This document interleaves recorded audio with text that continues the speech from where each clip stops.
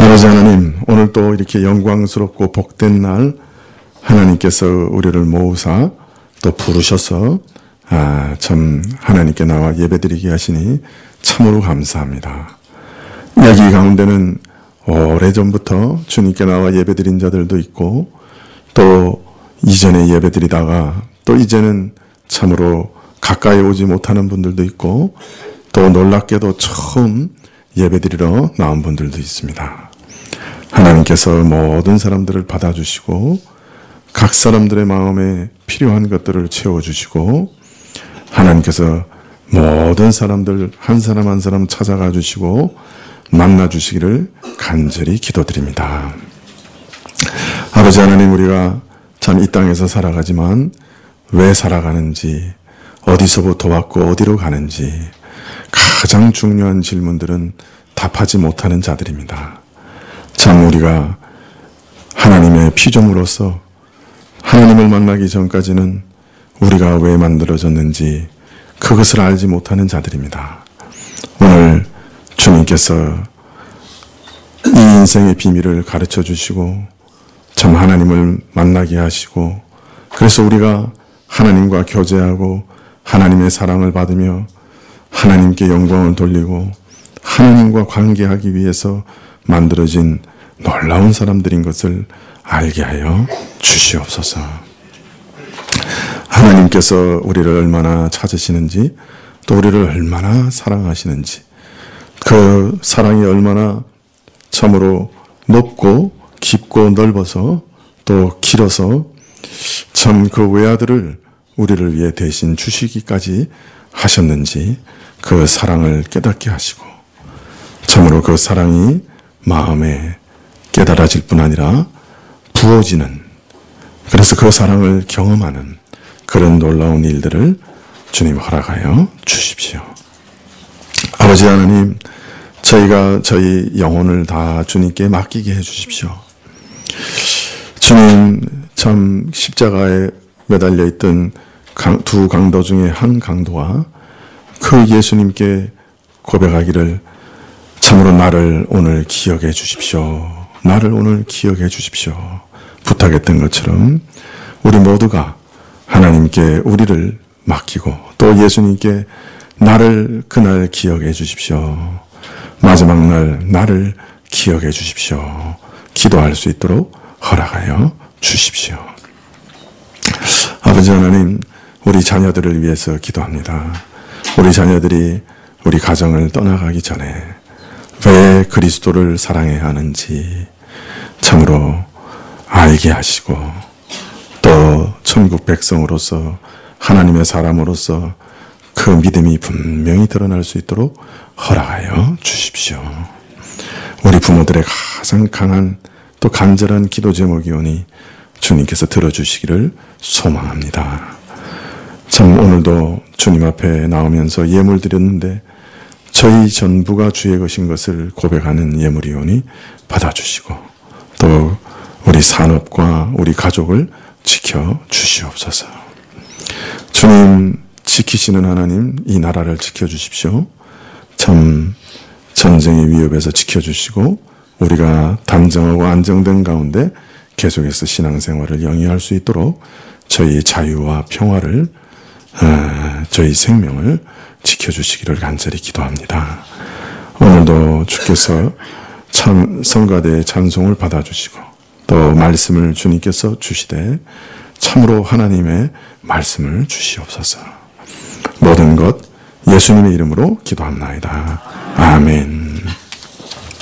네, 성경은 신약성경 요한복음 20장 19절에서 21절까지입니다. 네, 신약성경 184쪽인데요. 요한복음 20장 19절에서 21절까지입니다. 신약성경 184쪽인데요.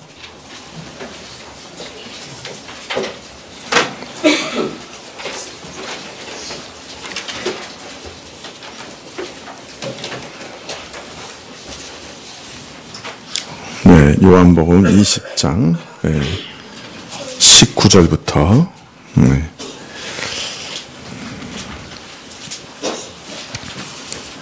찾으신 줄 알고 봉독해 드리겠습니다. 이날 곧 안식 후 첫날 저녁 때 제자들이 유대인들을 두려워하여 모인 곳의 문들을 닫았더니 예수께서 오사 가운데 서서 가라사대 너희에게 평강이 있을지어다. 이 말씀을 하시고 손과 옆구리를 보이시니 제자들이 주를 보고 기뻐하더라. 예수께서 또 가라사대 너희에게 평강이 있을지어다. 아버지께서 나를 보내신 것 같이 나도 너희를 보내노라. 아멘.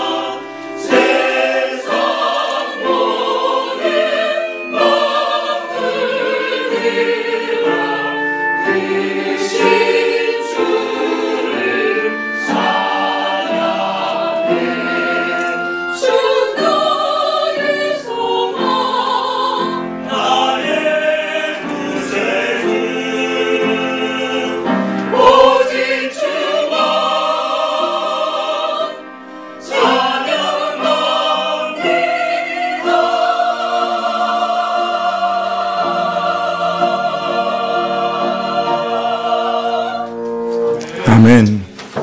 예, 감사합니다.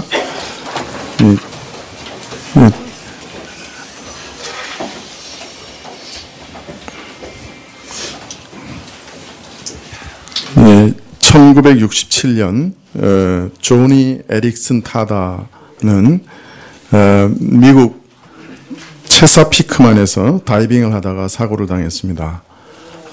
목 아래부터 전신이 마비돼 버린 그녀는 손가락 하나도 까딱할 수 없게 됐죠. 그녀는 좌절, 원망, 분노, 심지어는 자살하고 싶은 충동까지 인간이 겪을 수 있는 모든 감정에 휩싸여 버렸습니다. 그는 먹는 것에서부터 목욕하는 것, 화장실 가는 것, 모든 것을 남에게 의지해야 됐고 손가락 하나도 까딱할 수 없어서 자살하고 싶어도 자살할 수가 없었습니다. 승마와 수영을 즐기며 지극히 평범하지만 행복한 삶을 살았던 17세의 소녀에게 이 사고는 모든 것을 가져가 버렸고 오직 중증 마비 환자로 하루 종일 침대에 누워있는 삶만 남겨놓았지요. 사고 후에 누군가가 찾아와서 성경 요한복음 10장 10절을 읽어주면서 위로하려고 했습니다. 내가 온 것은 양으로 생명을 얻게 하고 더 풍성히 얻게 하려 하는 것이라. 그러나 이 말씀을 들은 조니는 이 말씀은 나를 야유하는 말씀이구나 이렇게 생각했습니다. 나는 이제 아무짝에도 쓸모 없어졌는데 풍성한 생명이라니. 마음이 상한 조니는 하나님께도 마음을 돌리고 말았습니다. 하나님이 살아계시다면 이런 처사는 도저히 이해할 수가 없다. 하나님께 대해서도 냉소적이 되고 말았지요. 자, 그런데 이런 조니가 갑자기 삶의 태도를 바꾸었습니다. 그리고 자신의 삶을 감사하게 되었습니다. 그는 입으로 붓을 물고 그림을 그리는 법을 배워서 참 아름답고 좀 놀라운 그림을 그리는 유명한 화가가 되었습니다. 더 나아가서 그녀는 장애를 가진 사람들을 후원하는 모임들을 만들어내고 방송과 집회를 통해 전 세계에 복음을 전하는 사람이 되었습니다. 그는 32권의 책을 저술했고 1979년에는 그의 이야기가 조니라는 영화로 만들어지기도 했습니다. 참, 그녀에게 무슨 일이 있었던 것일까요? 무엇이 그의 극한 시련과 절망을 이기게 하고 이전에 밝고 활달한 삶으로 돌아갈 수 있게 했을까요? 어떻게 그녀는 요한복음 10장 10절에서 약속한 풍성한 생명을 다시 누리게 됐을까요? 그녀를 다시 일으켜 세운 한 가지 소망에 대해 그녀는 이렇게 고백합니다. 내게 가장 큰 도움을 준 사실은 예수님의 부활이었습니다. 나는 이제 미래에 대한 큰 소망이 있습니다. 성경은 우리 몸이 다시 부활할 것이라고 말씀합니다. 예수님께서 다시 오시면 나는 내 발로 춤을 출 것입니다. 손가락은 오그라들어 구부러지고 근육은 쇠약해지고 무릎은 비틀리고 어깨 아래로는 아무 감각이 없는 내가 언젠가는 가볍고 밝으며 강력하고 눈부신 의로 옷 입은 새로운 몸을 가지게 될 것입니다.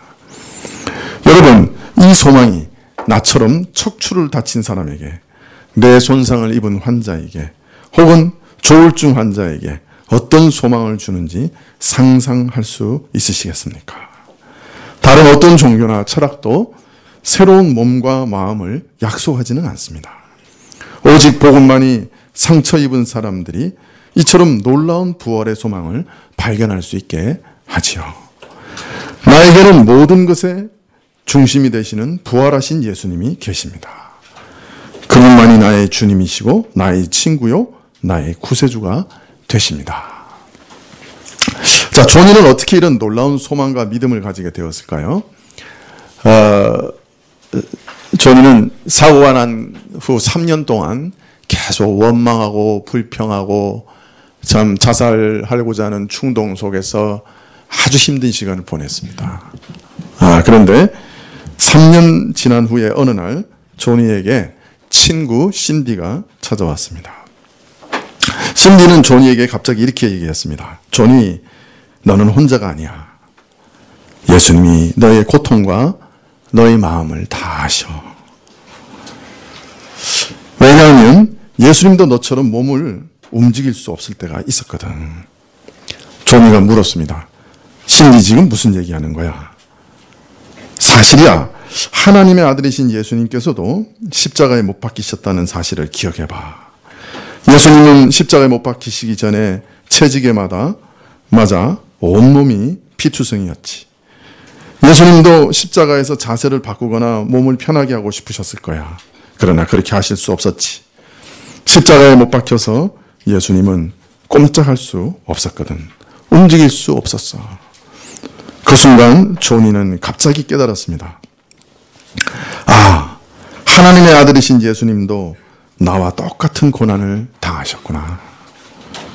하나님이신 예수님이 내 죄 때문에 십자가에서 온몸이 마비되는 고통을 겪었구나. 그때 갑자기 예수님의 사랑이 조니의 마음에 쏟아져 들어왔습니다. 하나님의 사랑을 깨닫게 되었죠. 그러자 원망과 불평이 사라지고 감사가 살아났습니다. 조니는 그 순간을 이렇게 얘기합니다. 신디의 말 한마디 때문에 내 운명이 바뀌었다. 나는 그때 예수님을 만났다. 나를 사랑하시는 하나님을 만났다. 여러분, 참 이상하지요? 예수님께서 당신의 죄를 위해 십자가에서 죽으셨습니다. 예수님께서 당신을 위해 십자가에서 죽으셨습니다. 이 복음이 이렇게 단순한 거예요. 너무 단순해요. 예수님께서 당신을 위해 십자가에서 죽으셨습니다. 그런데 이 말을 2000년 지나는 동안에 정말 수많은 사람들이 받아들이고 믿었어요. 수도 없이 많은 사람들이 믿었어요. 아마 수십억 명이 넘을지도 몰라요. 그런데 어떻게 이 단순한 말을 사람들이 받아들이고 믿었을까요? 당신을 위해 예수님께서 십자가에서 죽으셨습니다. 당신의 죄를 위해 예수님께서 십자가에서 죽으셨습니다. 이 말이 어떻게 믿어지죠? 어떻게 이게 믿어지죠? 어떻게 이게 가능하죠? 근데 오늘날 이 계명천지에 과학이 극도로 발달한 문명사회에서 이 말을 믿는 사람들이 얼마나 많은지 모릅니다. 오늘도 얼마나 많은 사람들이 이 복음을 믿고 교회 나오는지 모릅니다. 이 복음을 위해서 자기를 희생하는 사람들이 얼마나 많은지 모릅니다. 저희 교회도 인도네시아, 중국, 여러 곳에, 세계 각처에 선교사님들이 나가 계십니다. 1년 내내 김치 못 먹고 1년 내내 30도가 넘는 그 더위 속에서 복음 하나 전하겠다고 고생하는 분들, 우리 교인들 중에도 거기 나가서 고생하고 계신 분들이 있습니다. 심지어 복음을 위해 목숨을 내어놓는 사람들도 있죠. 바로 휴전선 건너 북한에서 이 복음을 믿으면 목숨을 내어놓거나 무서운 정치범 수용소에 끌려가는데도 여전히 신앙을 지키는 사람들이 있지 않습니까? 여러분, 신디가 가진 그 소망은 정말 이루어질까요? 그의 발로 춤출 수 있을까요? 아니면 헛된 소망으로 그치고 말까요?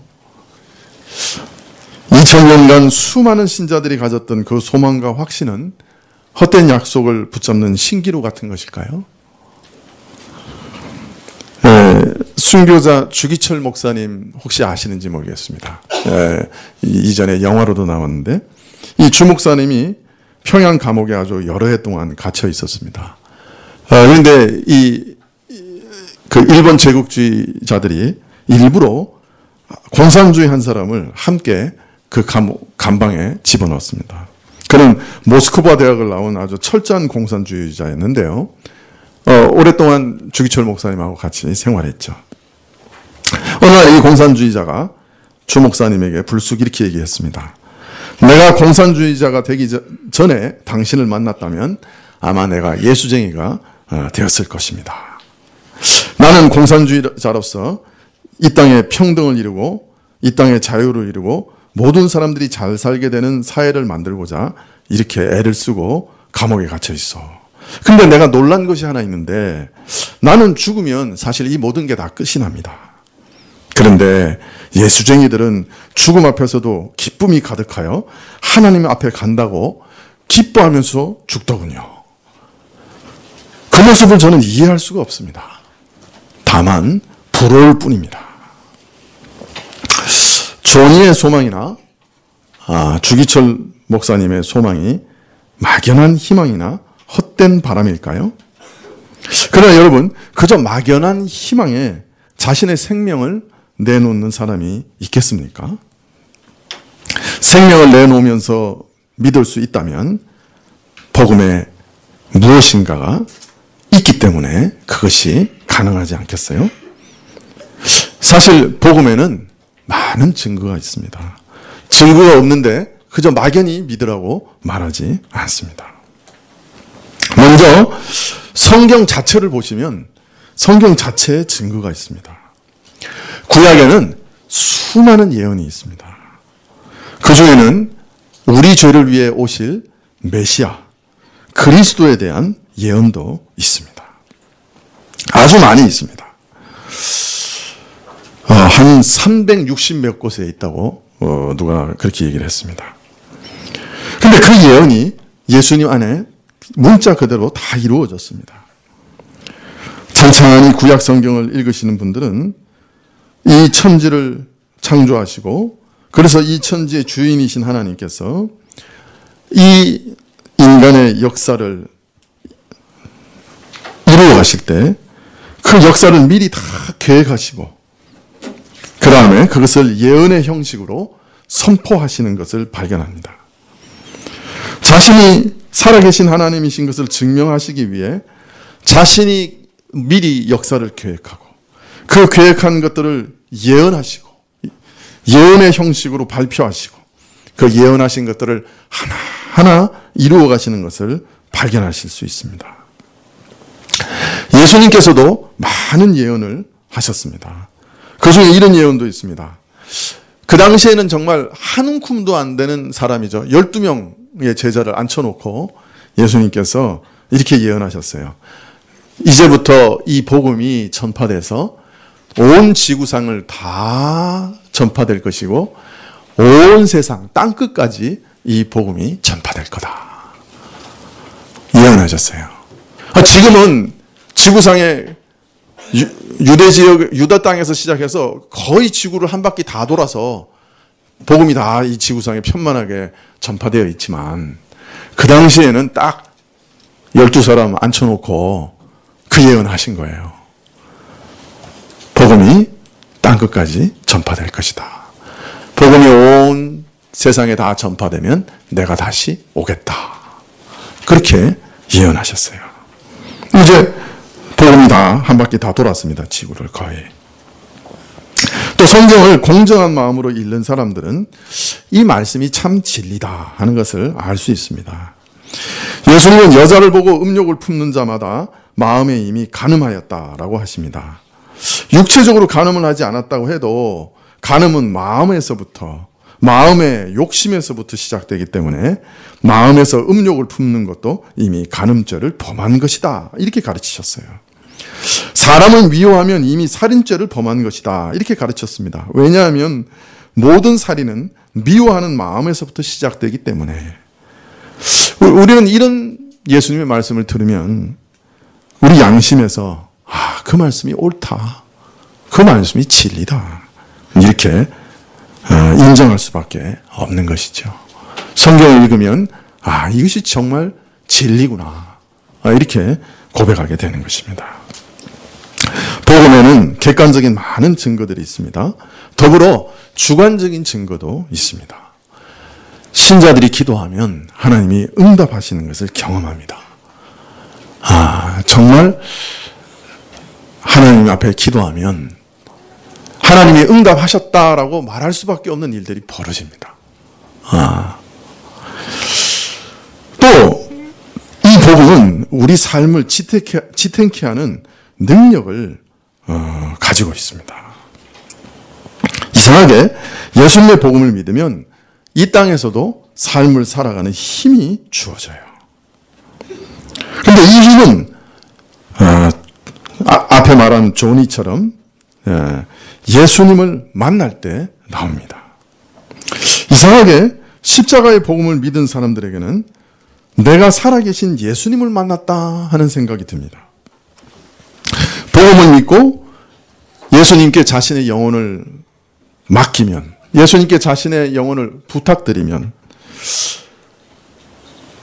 이에 예수님은 어떤 사상이나 이론이나 교리가 아니고 오늘도 살아계셔서 내게 말씀하시는 분, 내 말을 들으시고 응답하시는 분, 교통하시는 분, 나를 사랑하시고 나를 오늘도 돌봐주시는 분, 이런 분으로 경험되기 시작해요. 그래서 신자는 보이지는 않지만 내가 살아계신 예수님을 만났어, 이렇게 고백하게 되는 거예요. 그래서 예수님과 참으로 만나게 된 사람들은 놀라운 능력을 얻게 됩니다. 주변의 어떤 압력에도 부서지지 않고 견뎌내고 이겨내는 그런 힘을 얻게 되죠. 심지어 죽음도 그를 이기지 못합니다. 죽음을 담대하게 맞이하는 능력이 생기죠. 우리 주위에는 참 평범하게 나와 똑같이 살아가는 것처럼 보이지만 이처럼 복음의 능력으로 살아가는 사람들이 의외로 많습니다. 이런 도움, 이런 삶의 능력을 경험하기 때문에 사람들은 주일마다 교회로 달려 나오는 거예요. 교회 나와서 일주일 동안 살 힘을 얻는 것을 아니까요. 그래서 교회 나오는 거예요. 나 혼자는 살 수 없는데 살 힘을 얻는 거예요. 2014년 4월 16일 기억하십니까? 무슨 일이 있었죠? 네, 세월호가 침몰했습니다. 3일 뒤에 고등학생 온유가 31번째 희생자로 발견됩니다. 그날은 또 공교롭게도 그의 부활절이었습니다. 사고 소식을 접한 아버지 양봉진 집사는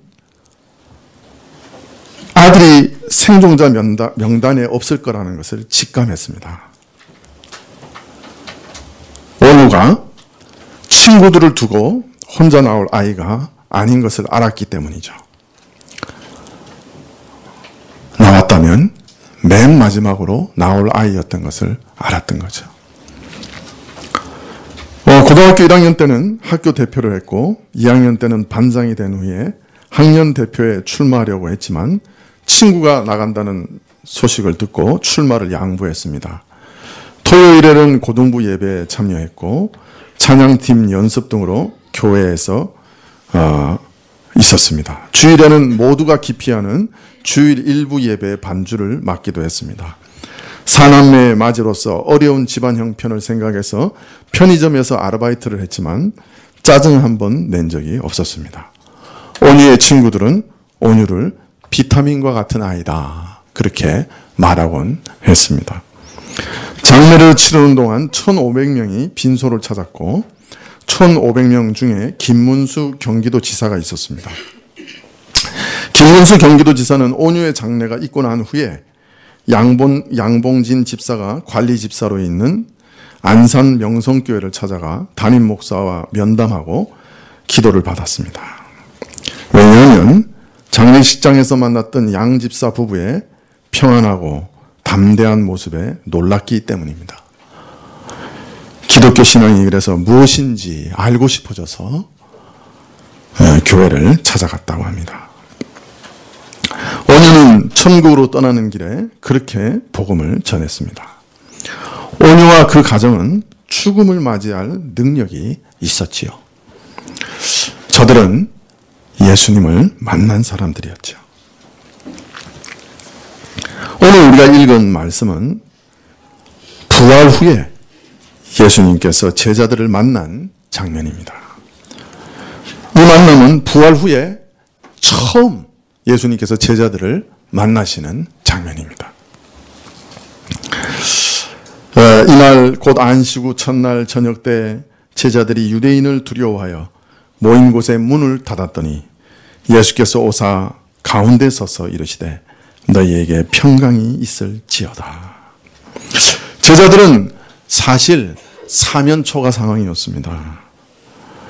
예수님께서 갑자기 십자가에서 처형당하시자 저들은 공황 상태에 빠져버렸죠. 자신들의 모든 것을 걸고 직업까지 다 팽개치고 예수님을 따랐는데 예수님께서 이제 처형당하시자 무엇을 어떻게 해야 될지 알 수가 없었습니다. 어떻게 이 난관을 뚫고 나갈지 막막했습니다. 자신들의 목숨도 위협당하고 있었고 위험했지요.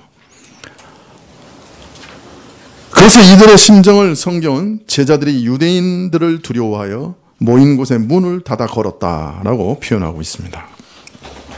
자, 그런데 그 순간 부활하신 예수님께서 그들 가운데 갑자기 나타나셨습니다. 그리고 두려워하는 제자들을 만나 주셨죠. 예수님의 부활한 몸은 비록 닫혀있는 문에 구애를 받지 않으시고 공간의 통상적인 한계와 제한을 초월하신 신령한 몸이었지만 그럼에도 불구하고 이전의 제자들과 함께 음식을 드시며 담수하시며 가르치시며 함께 기거하신 그 몸과 다르지 않았습니다. 예수님께서는 이 사실을 친히 못 박힌 손과 옆구리를 보이심으로 알리셨죠. 손과 옆구리에는 그가 십자가에서 당한 고난과 죽음의 흔적이 있었습니다. 부활하신 예수님께서 시리에 차 있는 제자들에게 하신 첫 번째 말씀은 평안할지어다 라는 말이었습니다. 아마 샬롬이라는 말이었을 것 같아요. 너에게 평안이 있기를. 샬롬. 지금도 들어보신 적 있을지 모르겠습니다. 지금도 이스라엘 사람들 만날 때 인사할 때 샬롬 이렇게 인사합니다. 20절에 보면 이 말씀을 하시고 손과 옆구리를 보이시니 제자들이 주를 보고 기뻐하더라. 예수께서 또 가라사대 너희에게 평강이 있을지어다. 거듭거듭 평강이 있을지어다 라고 말씀하십니다. 유대인들에게 그 스승을 빼앗기고 이단이라는 모함 속에 목숨까지도 위험에 처해 있는 저들에게, 그래서 두려움의 문까지 걸어 잠그고 있는 저들에게 절실하게 필요한 것이 마음의 평강이었죠. 이런 두려움에 빠져 있는 제자들에게 예수님께서는 평강을 주시며 두려움을 물리쳐 주셨습니다. 주 3세기 중반에 로마 황제 발레리안이 많은 기독교인을 잡아다가 고문하고 죽였습니다. 그 일을 수행했던 병사 중에 하나가 히폴리투스라고 하는 사람이었습니다. 그는 로렌스라고 하는 사람을 잡아 고문하고 처형하는 일을 맡았는데 그를 고문하다가 놀라고 말았습니다. 고문으로 인해 고통스럽게 소리를 질러대다가도 고문이 끝나면 바로 그 사람은 평안으로 돌아가는 것이었어요. 몸이 뒤틀리고 살이 찢겨나갈 때는 영락없이 다른 이들 같이 고통스럽게 고함 지르다가도 고통의 순간이 지나면 금세 아무 일이 없는 것처럼 평안해지는 것이었어요. 하루 이틀 지나면서 고문하는 자신이 오히려 마음이 불편하고 두려워졌던 것이죠. 한날은 고문받는 로렌스와 바로 함께 하시는 예수님을 보게 되었어요. 그래서 깜짝 놀랐죠. 로렌스가 그토록 평안해졌던 이유는 예수님이 로렌스와 함께 했던 것입니다. 그것을 보고 히폴리투스는 예수님을 영접합니다. 자신도 예수님께 자신의 영혼을 맡기게 되죠. 히폴리투스 역시 발레리안 황제의 선고를 받아 사지가 묶인 채 찢겨 순교했습니다. 그리스도인이 세상과 다른 점이 있다면 바로 이 평강입니다. 평강의 비밀은 평안 자체이신 예수님께서 우리와 함께 하시는 것이죠. 평강을 잃고 좌절하고 두려움을 극복하지 못하는 나약한 제자들에게 부활하신 예수님께서는 친히 찾아와 주셨습니다. 그리고 만나 주시고 평강을 주셨죠. 오늘도 예수님을 만난 사람들이 제일 먼저 얻는 것이 바로 이 평안입니다. 수많은 사람들, 수많은 신자들의 간증에서 고백하는 것이 바로 이것입니다. 예수님은 평강의 주인이시다. 여러분, 신자들은 이 땅에서도 부활하신 예수님을 만납니다. 이상하게 예수님 영접하면 예수님은 그냥 어떤 사상이나 생각, 어떤 교리, 거기서 그치는 것이 아니고 오늘도 나와 함께 하시고 오늘도 내가 기도할 수 있고 오늘도 예수님이 내 기도를 응답하시고 내 삶에 관여하시고 나를 인도하시고 내게 살 힘을 주시는 분이다 하는 것을 경험해요.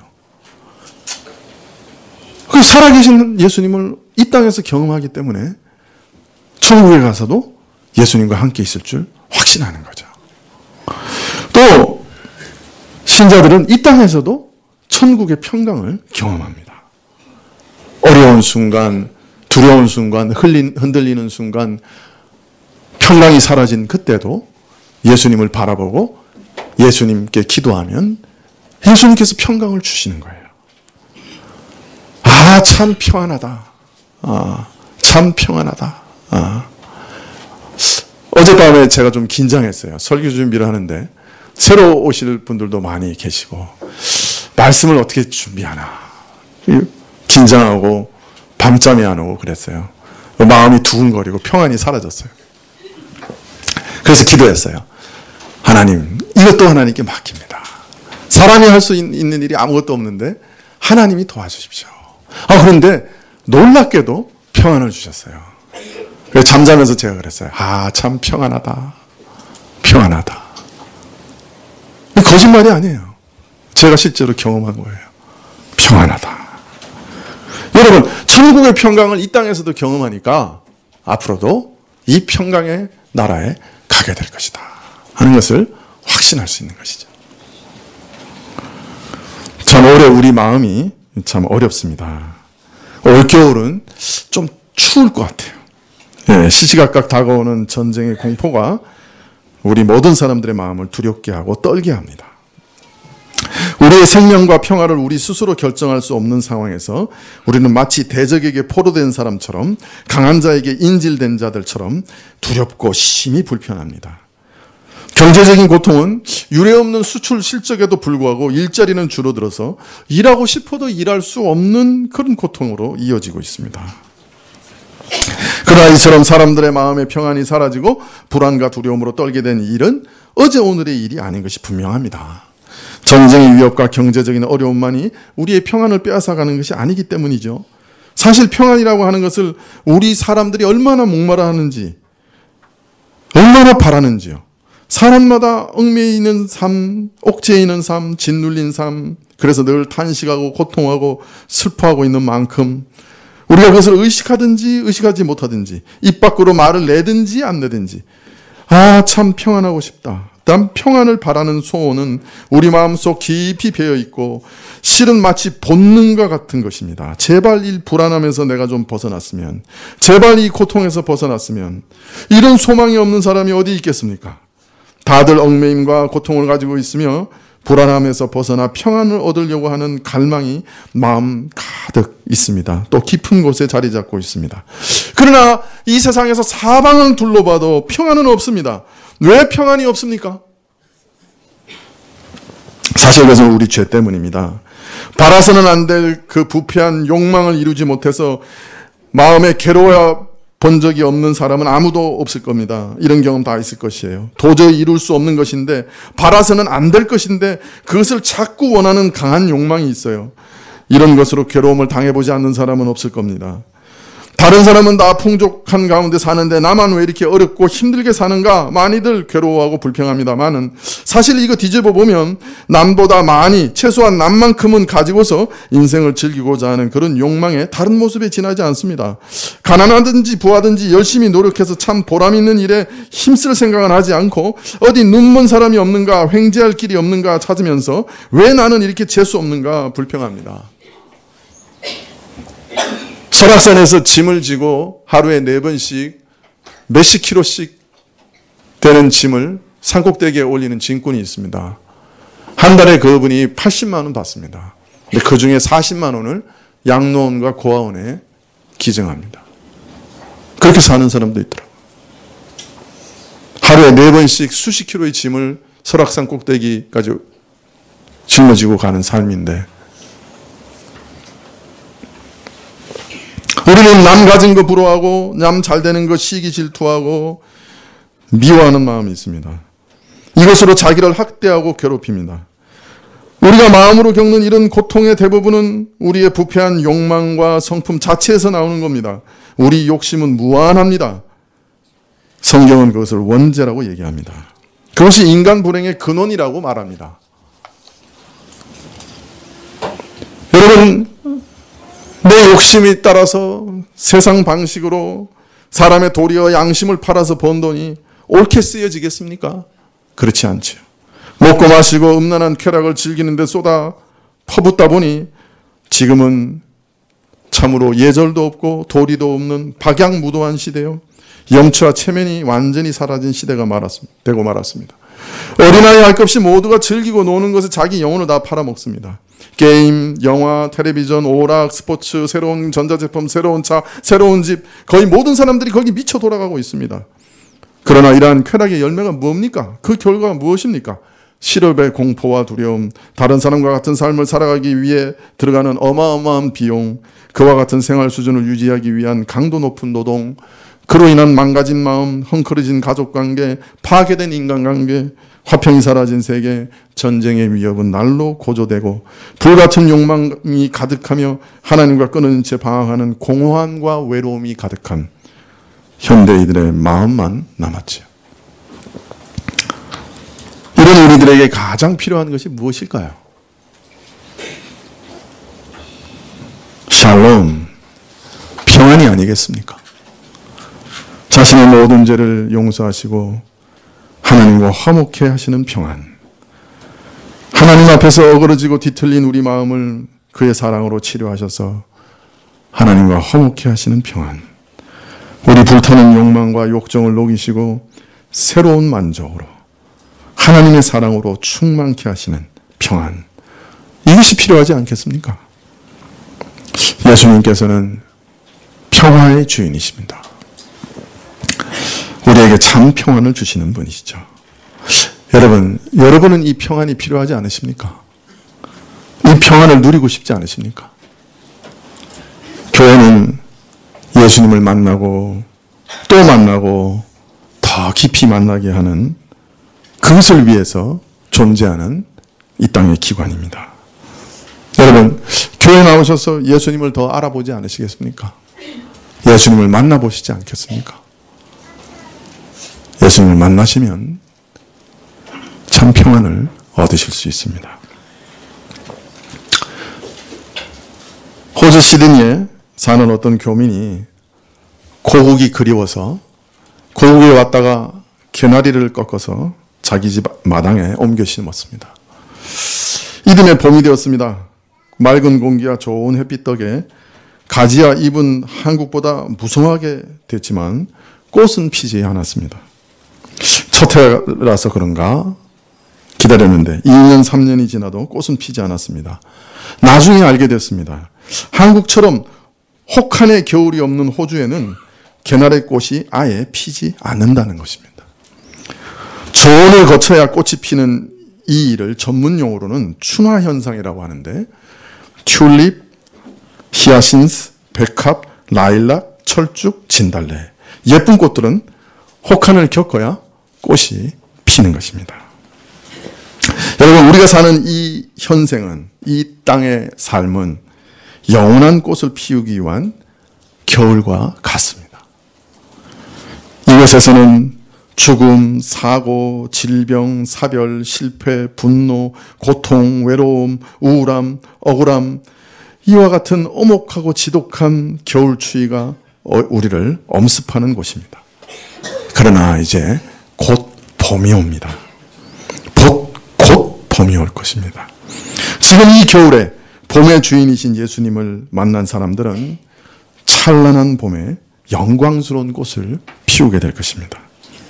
그러나 이 겨울에 예수님을 만나지 못한 사람들은 추위와 고통에서 벗어나지 못하고 영원히 고통하게 될 것입니다. 여러분, 이 땅에 있을 때 추운 계절일 겨울에 예수님을 만나시기를 바랍니다. 그래서 주께서 다시 오실 때 영광스럽고 아름다운 꽃으로 피어나시기를 바랍니다. 기도하시겠습니다.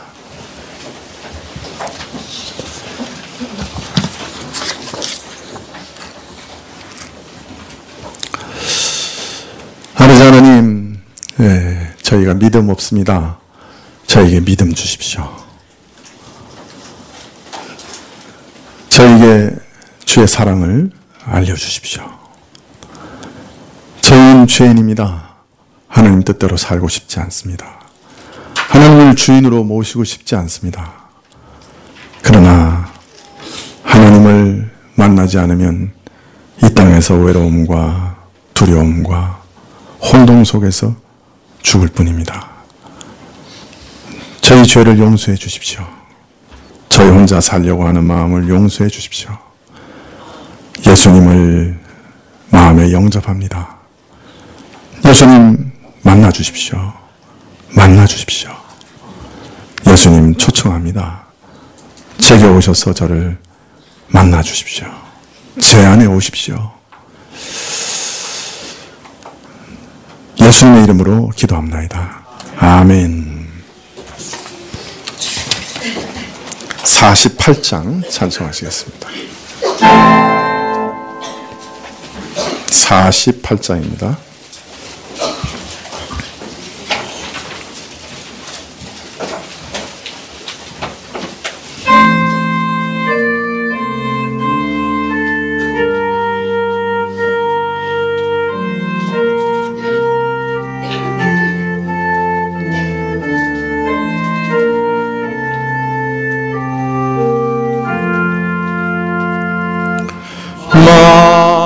만유의 주제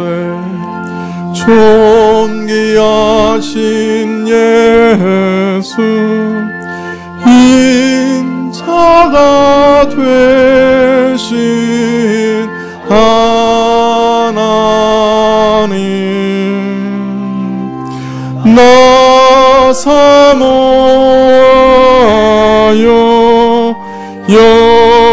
영원히 섬길 내 영광 되신 주로다.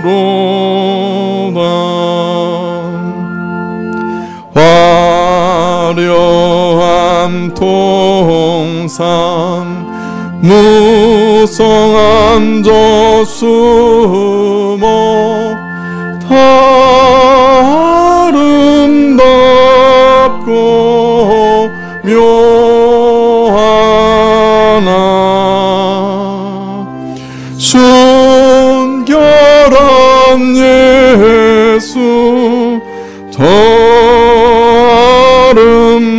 아름다워 봄 같은 기쁨 주시네. 광명한 해와 명랑한 저 달빛 수많은 별들 빛이 나 주 예수 빛은 더 찬란하여 참 비교할 수 없도다.